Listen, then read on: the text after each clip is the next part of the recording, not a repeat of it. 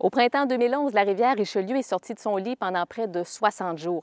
Un résident de Saint-Jean-sur-Richelieu, Keith Fuller, nous raconte ce qu'il a vécu et ce qu'il a appris. Le décor, M. Fuller, est assez différent d'il y a 5 ans. Beaucoup. Beaucoup. Ça a monté jusque où, là, il y a 5 ans? Vous en avez vu jusqu'aux genoux ici.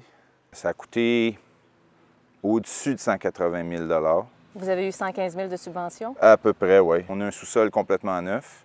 La maison a été surélevée, alors elle est 16 pouces, quasiment 17 pouces plus haute qu'elle était. Vous avez plus de pompes maintenant dans la maison? Oui. J'ai 2 pompes en permanence, puis j'en ai 5 en stand-by. Si la première ne fournit pas, la deuxième embarque. Tous les jours, on va vérifier sur le site du gouvernement du Québec le niveau de la rivière.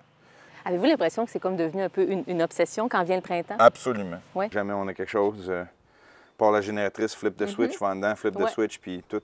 Ça prend le relais. Quelle est la plus grande leçon que vous avez retenue des épreuves de 2011? 2 leçons. La première, c'est que, comme famille, on est beaucoup plus fort. Ça nous a rendus plus résilients. Et deuxième leçon, c'est toujours être prêt. Comme les scouts.